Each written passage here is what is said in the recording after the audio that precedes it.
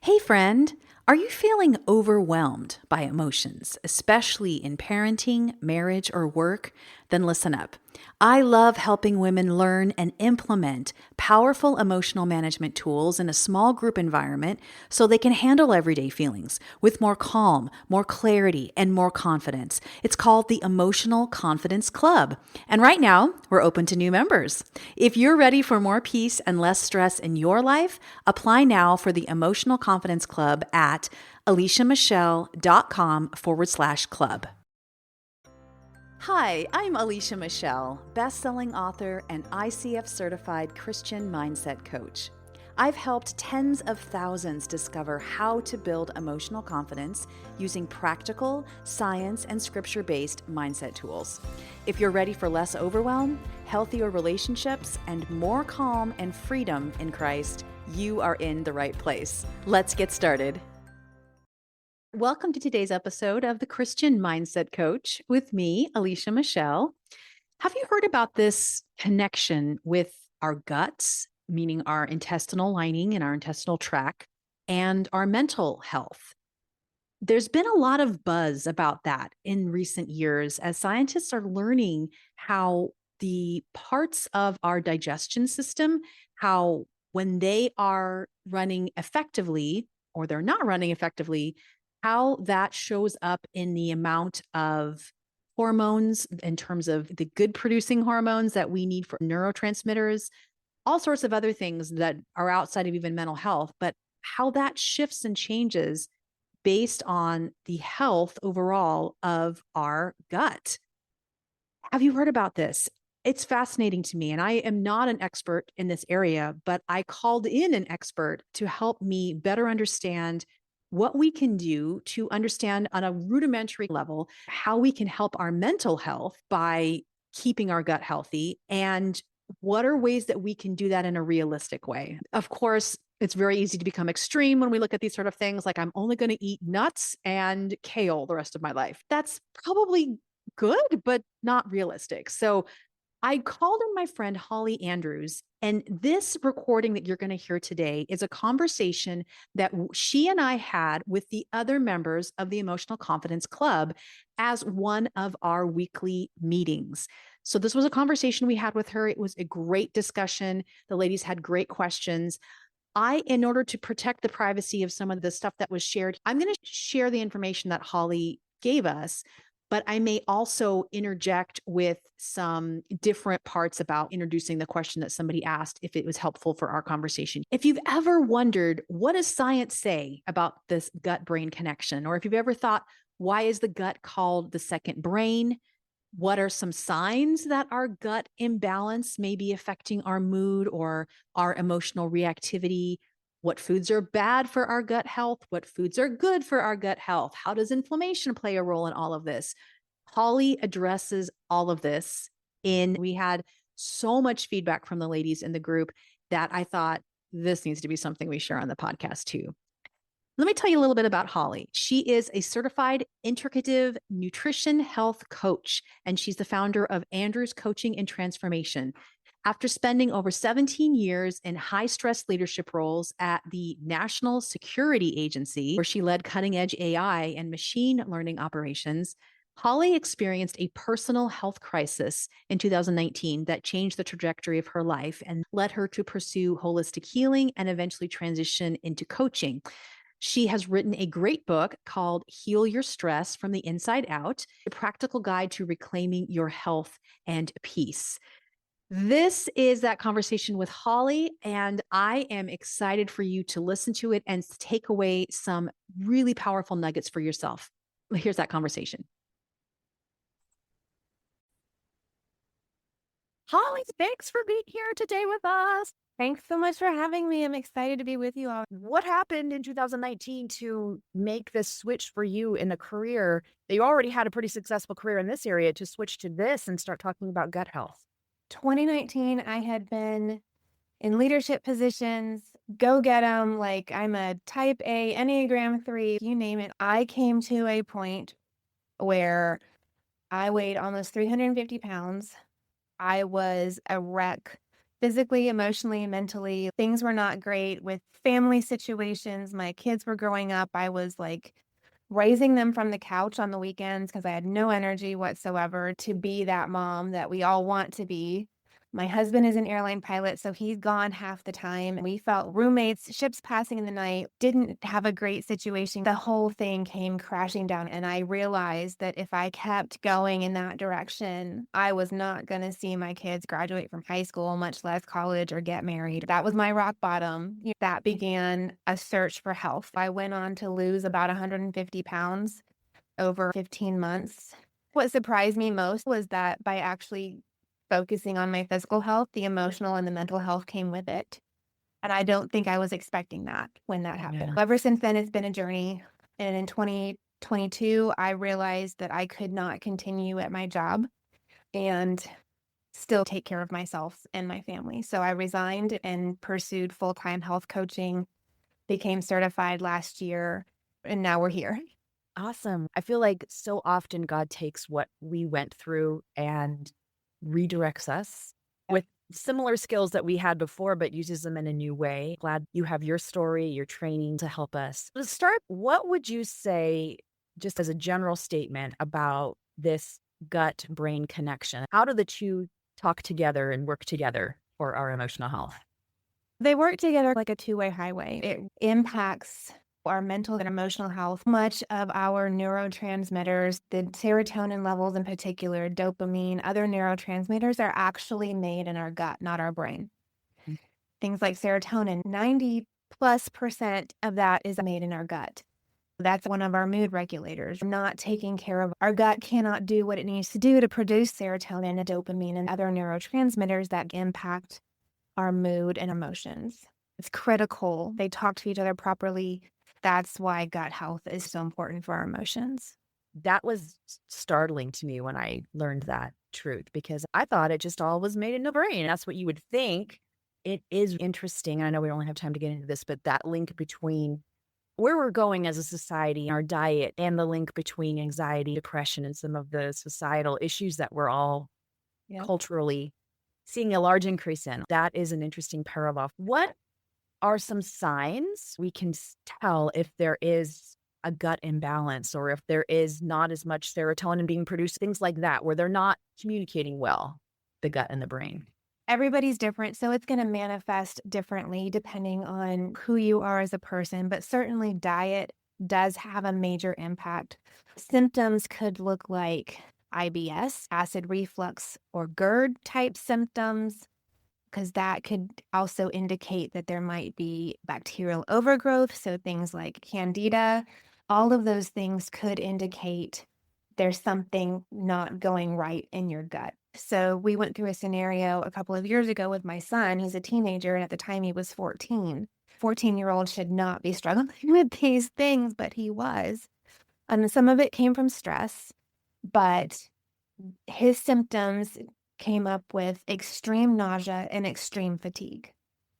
He had a condition called leaky gut, right? The gut lining was not doing what it was supposed to do. So we had to go through a gut healing process with him. His emotions were way out of control. A lot of different ways they can show up. So it's safe to say that if you're struggling up and down with the emotions or struggling with anxiety, depression, it's a good habit to check with what's going on in your gut to see what's happening. Oh, absolutely. 100%. Yes. They go hand in hand. In a practical sense, what does that look like going to a doctor and saying, I'm not sure if my gut is in the right balance because I'm feeling some emotional stuff or I'm seeing some of these symptoms? What could that conversation look like? It's not, Yeah. hi, I have this symptom, but could this be related to my gut? It depends on the type of doctor you're going to. Unfortunately, the practitioners, they're not trained in any of this, right? They're trained to address individual symptoms, not root causes. It can be a very challenging, frustrating conversation. I'll go back to my son and daughter as an example. My daughter has celiac disease, and my son's physician immediately said he must have celiac disease. I kept thinking, no, it's not, because I know what celiac looks like. We changed to a functional medicine provider trained to look for root causes, and we did get to the bottom of his condition. If you're fortunate to have a physician open to root cause treatment, then that conversation is going to go a lot easier. If you're going to somebody that is traditional or conventional, that conversation can be frustrating. Does that answer the question? Yeah, it does. So it seems like it might be wise if we feel like our doctor doesn't give us answers, maybe that would be more of a deeper approach. Then we can start either looking for other doctors, begin to draw parallels and see what we can discover. There's lots we can do. There's a directory online that you can go to find them. Unfortunately, Okay. most of them are not covered by insurance. Yeah. Can get a little pricey, but there are options, and general PCP is open to this. You can find them. You mentioned inflammation. I know you mentioned inflammation in your book. How does that play a part in this? Inflammation comes from many sources. If we get a cut, it gets red and inflamed, and that's part of the normal healing process. But as that cut heals, that inflammation goes away because our body has done its job. However, there are situations, particularly things like chronic stress, that cause chronic inflammation. The cycle that feeds itself, that inflammation in your body is going to cause things to be out of whack with your body. You're going to have some sort of dysfunction, dysbiosis, whatever that looks like for you. For me, that looked like carrying extra water weight, inflammation. My body was fighting drinking 3 venti mochas a day and not drinking water. That was the inflammation. But it never went away because I didn't change what was going on. It was feeding that inflammation. That inflammation causes issues in our bodies. That can lead to the leaky gut situation. That can lead to brain fog. Our brains can get inflamed. And that leads to brain fog, which then leads to crankiness. It can be a vicious cycle. Inflammation can cause havoc in our bodies.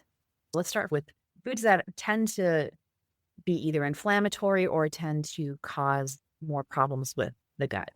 Most folks are aware of this now, but any kind of ultra processed sugar, flour, oils cause inflammation in our gut and cause our gut microbiome to have a dysbiosis, to be dysfunctional.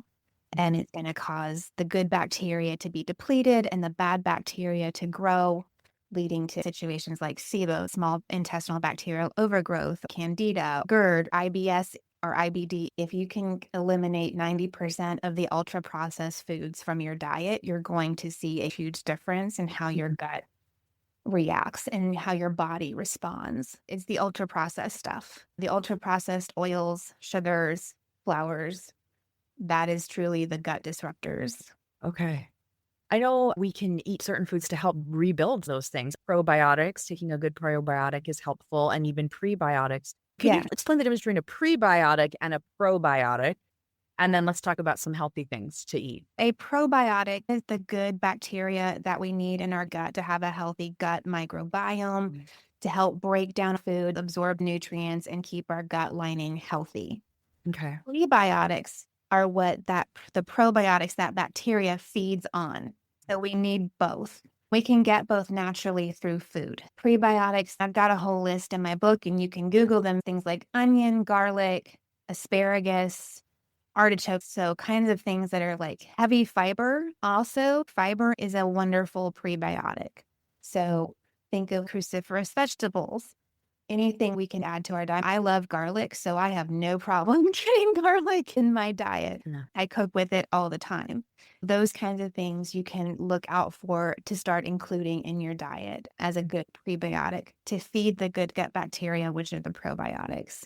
Probiotics come from fermented foods. I like warm lemon water with a tiny splash of some natural apple cider vinegar. That's a great fermented food to help with digestion and building of gut lining. Any kind of fermented dairy with live cultures is great for getting natural probiotics, but there's tons of them. The lists are widely available. But anything that you can do to naturally incorporate that into your diet is best. And then, of course, you can take supplements as well, which I do. I take a probiotic supplement. Bone broth is great. Drink it or use it instead of water for rice or lentils or anything like that. Bone broth is pretty easy to make. You can absolutely buy the bone broth. Okay. If you're going to buy it from the store, I would recommend getting actual bone broth, not just chicken broth, preferably organic. You can easily make your own. I have a recipe on my website for bone broth in a crock pot. Let it simmer overnight, and you've got homemade bone broth. I started doing that years ago whenever we would get the whole chicken and cook it, pull the meat off, and then put the bones back in and let it cook overnight. I'll add ginger root and turmeric root and let that simmer for anti-inflammatory properties. You can make your bone broth really nutrient dense, good for you. If you think about your gut lining, think of it like cheesecloth. We want our gut to be tight like a cheesecloth, right? The really small holes are going to let the nutrients through that need to get through and do what they need to do. Where leaky gut comes into play is that those holes get bigger and that lining starts to separate. Undigested food particles and bacteria get into our bloodstream. And that's what we don't want. We don't want undigested food and bacteria floating around our bloodstream because that's going to cause inflammation, that can cause disease, that can cause all kinds of problems. We want that gut lining to be tight and those holes to be just small enough to let nutrients through, but not the bad stuff.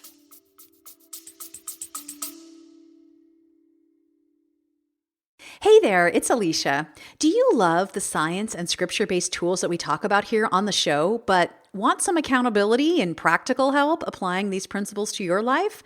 Well, then you're invited to apply for the Emotional Confidence Club. I like to think of the club as the lab where we implement the tools that we talk about here and in my book, Emotional Confidence.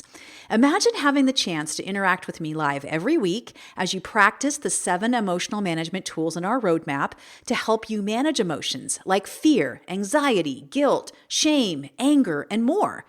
I love watching the lives of the women in the club transform in incredible ways, moving from overwhelmed and frustrated to calm and confident.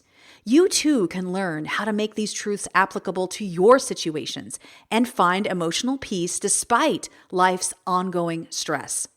Right now, we are welcoming in new members, but it is by application only. Does this sort of accountability, growth, and caring support as you apply these tools to your life, does that sound good to you? Then apply now for the Emotional Confidence Club at aliciamichelle.com/club. That's aliciamichelle.com/club. There are a lot of vitamins and supplements over the counter. Are there good basic ones you think might be good to start with? I want to take too many, but I want to make sure, just to start, I'm thinking of probiotics. Some kind of probiotic would be good, but anything else you can say is good, essential place to start?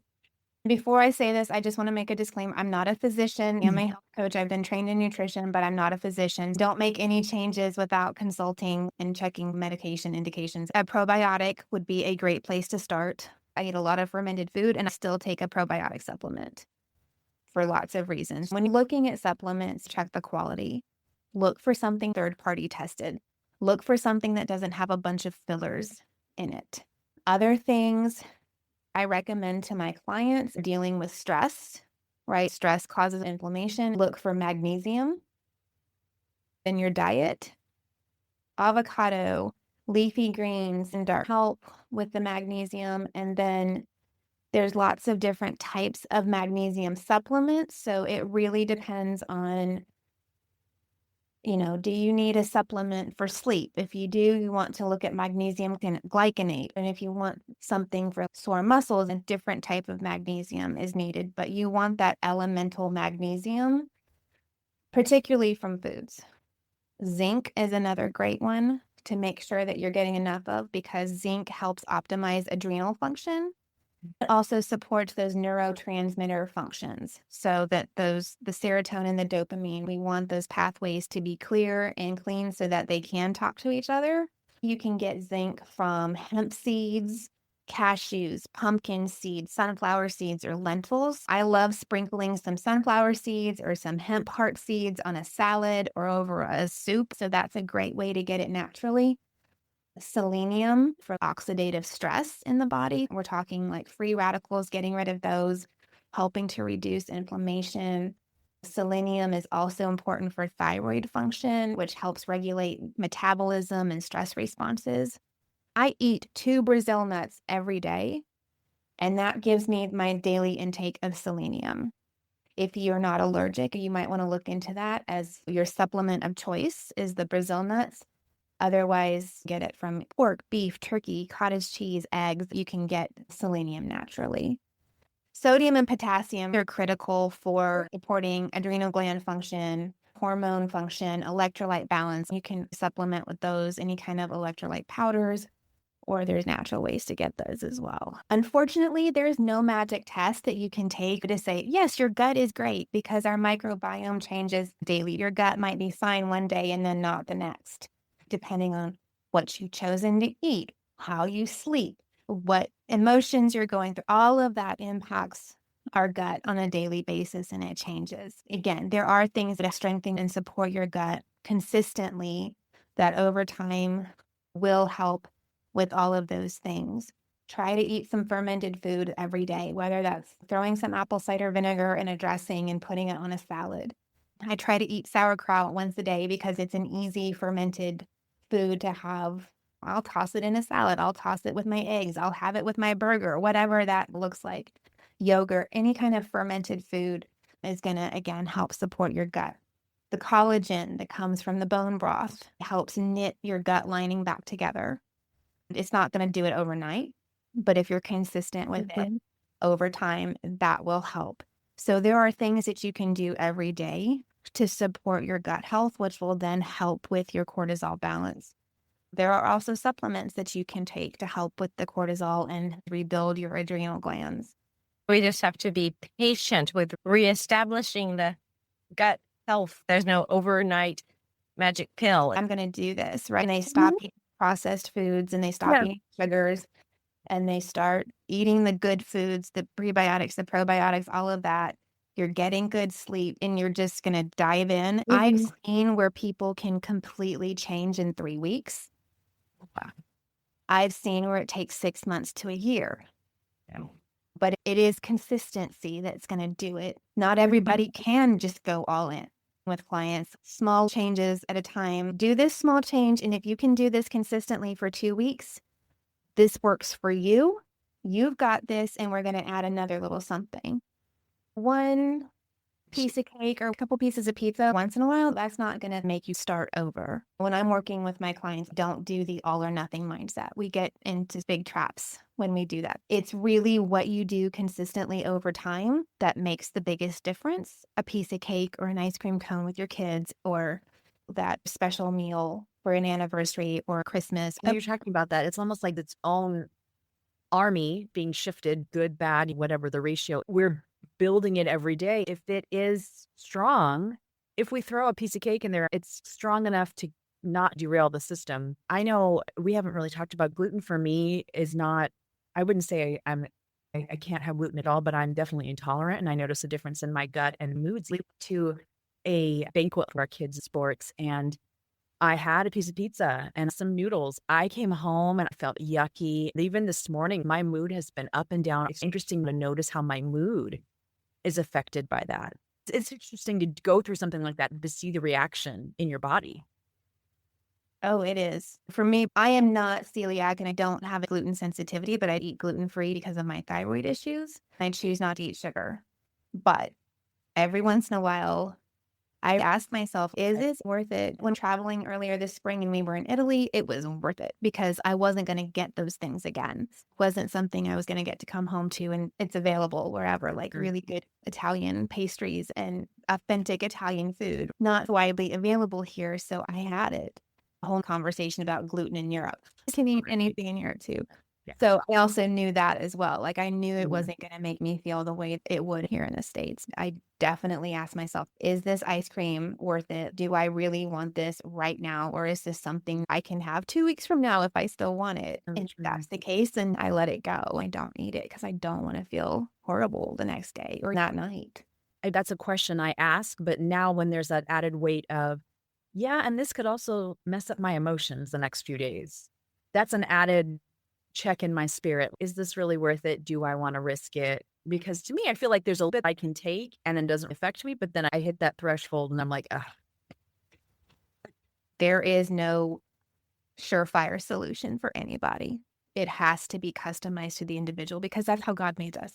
What were the takeaways for you? I posed that question in our Emotional Confidence Club, and it was awesome to hear. I think one of the biggest takeaways is that we can do a lot of simple things. It doesn't have to be this whole overhaul of everything that we're eating.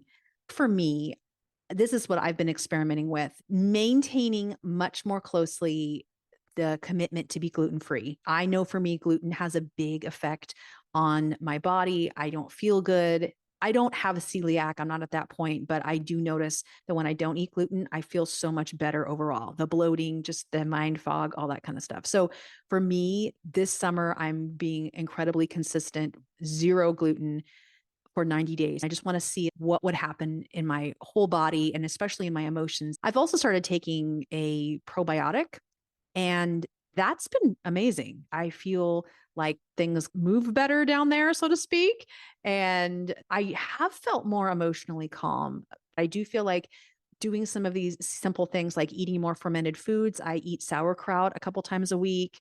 I try to drink a kombucha. I'm starting to take apple cider vinegar in the mornings as medicinally. All these little switches, it really is making me sleep better. I do feel like my emotions are a little more under control. I've been doing these kinds of things for about 2 or 3 weeks since I was investigating some of this. It's been really interesting. After listening to this, I would love to hear from you. What are you going to try? What are you going to experiment with? You can check out her book. It's called Heal Your Stress from the Inside Out. Holly Andrews is her name. So definitely check out the book if you want more in depth about this. But let me know on Instagram or on Facebook. You can reach out on Instagram. It's at Alicia Michelle Coach. On Facebook, it's at the Alicia Michelle Coach. And just let me know, what were things that you're going to try, or what was something new that you didn't know? What's been your experience? If you've been doing this for a little while, what's been your experience? But I would love to have a conversation with you about it. So reach out to me and let me know your thoughts. If you want to go deeper on these sort of topics, we open up the group at certain intervals throughout the year. So if you're listening to this, you can go to the page, aliciamichelle.com/club. And if you're interested, apply for the Emotional Confidence Club. We'll get back to you and let you know if this is a time when we are welcoming people in.